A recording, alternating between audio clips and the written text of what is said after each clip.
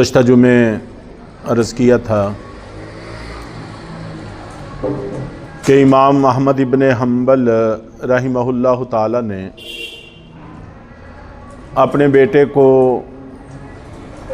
ان کی شادی سے پہلے 10 نصیحتیں کی تھیں،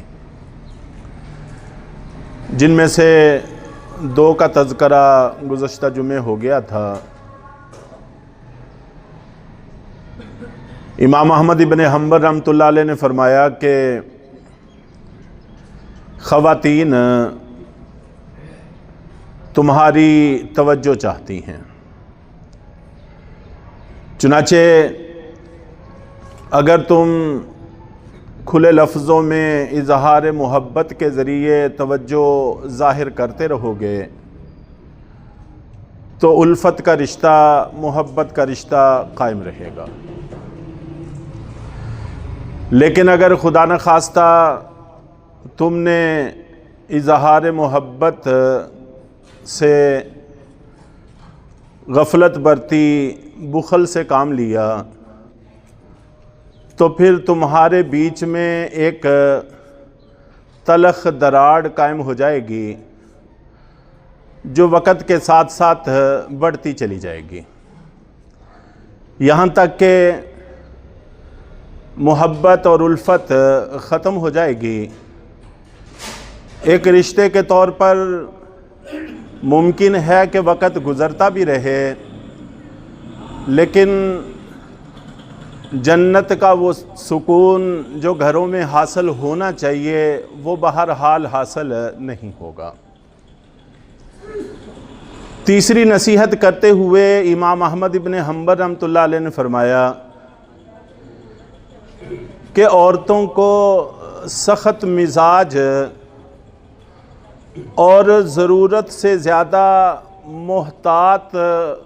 خامندوں سے، مردوں سے کوفت ہوتی ہے۔ عورتیں اس بات کو پسند نہیں کرتی کہ ان کے شوہر سخت مزاج ہوں، ضرورت سے زیادہ محتاط ہوں، وہ اس چیز کو پسند نہیں کرتی۔ لیکن اگر تم بہت زیادہ نرمی سے کام لوگے تو پھر یہ بھی ذہن میں رہنا چاہیے کہ خواتین اپنے نرم مزاج خامندوں کی نرمی سے بھی خوب فائدہ اٹھانا جانتی ہیں، اس لیے اعتدال برقرار رہنا چاہیے۔ اللہ رب العزت نے مردوں کو گھروں کا بڑا بنایا ہے، ذمہ دار بنایا ہے، اور ذمہ دار ہونے کی حیثیت سے سختی بھی اس کے اندر نہیں ہونی چاہیے، ضرورت سے زیادہ محتاط بھی اس کو نہیں ہونا چاہیے، لیکن بے حد نرم بھی نہیں ہونا چاہیے۔ چنانچہ حضرت عمر بن خطاب رضی اللہ تعالیٰ عنہ بخاری شریف میں ایک حدیث نقل کرتے ہیں جس میں وہ کہتے ہیں کہ زمانہ جاہلیت میں اسلام کے آنے سے پہلے ہمارے علاقوں کا ماحول ایسا تھا کہ وہاں عورت کسی معاملے میں دخل نہیں دے سکتی تھی، کسی معاملے میں رائے نہیں دے سکتی تھی، مردوں کے معاملے میں مداخلت نہیں کر سکتی تھی۔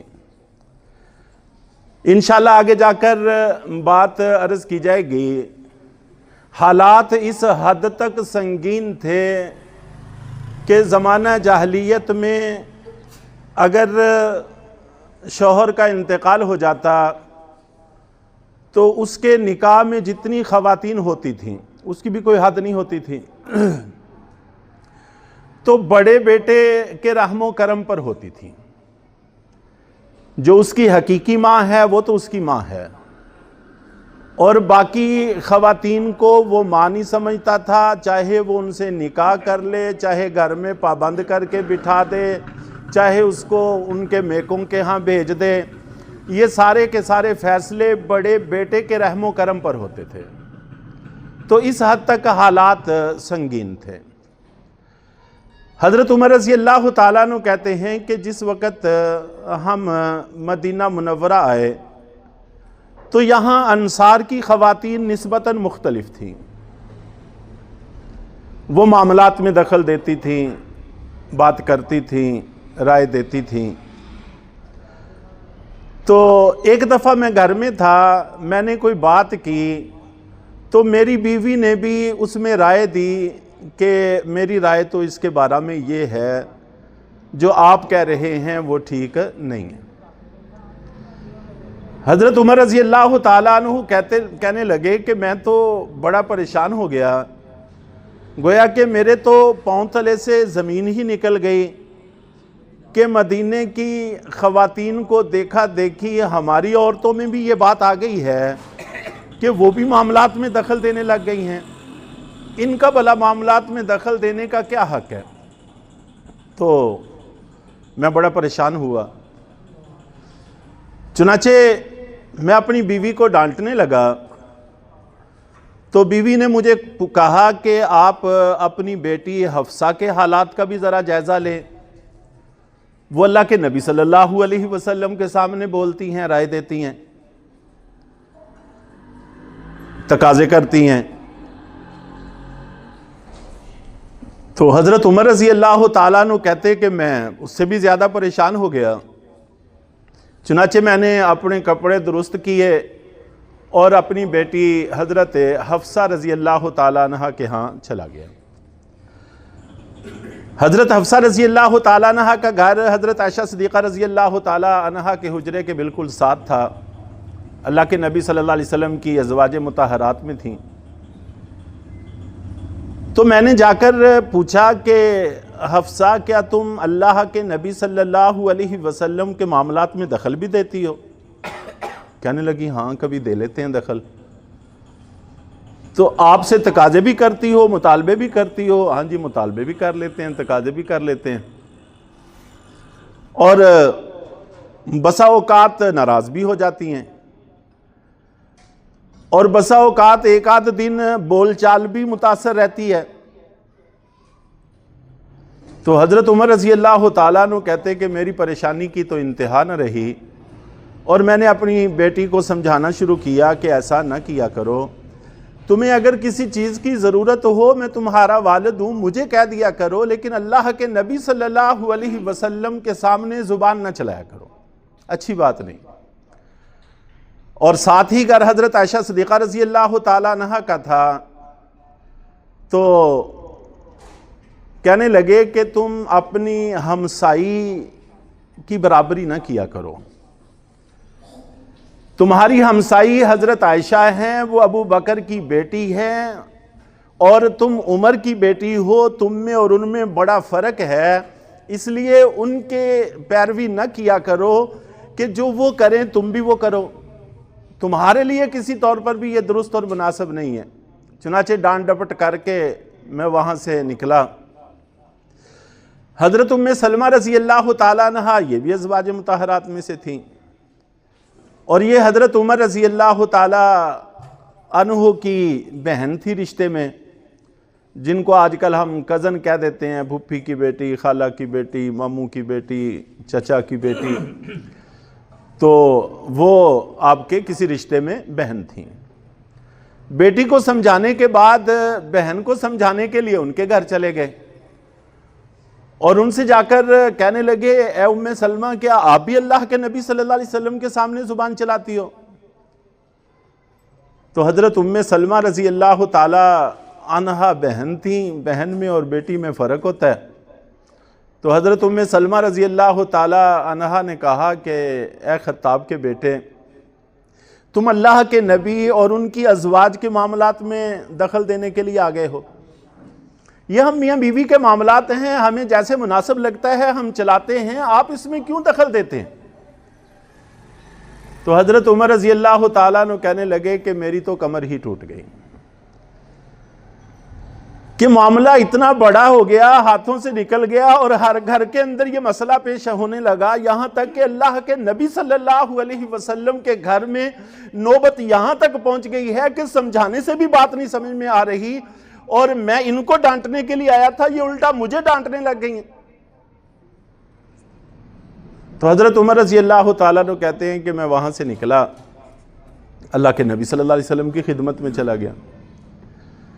وہاں پر جا کر میں نے ساری کارگزاری سنائی کہ اللہ کے نبی صلی اللہ علیہ وسلم، ہمارے تو حالات ایسے تھے، ہماری خواتین تو ہمارے معاملات میں دخل نہیں دیتی تھیں، اور یہاں پر معاملہ بہت ہی برعکس ہو گیا ہے، یہاں تک کہ میں ام سلمہ کو سمجھانے کے لیے گیا، آگے سے انہوں نے مجھے ڈانٹ دیا ہے اور یہ بات کہی ہے۔ تو حضرت عمر رضی اللہ تعالیٰ عنہ کہتے ہیں کہ اللہ کے نبی صلی اللہ علیہ وسلم نے تبسم فرمایا، آپ مسکرائے، اور ساتھ ہی فرمایا کہ اے عمر، وہ ام سلمہ ہیں۔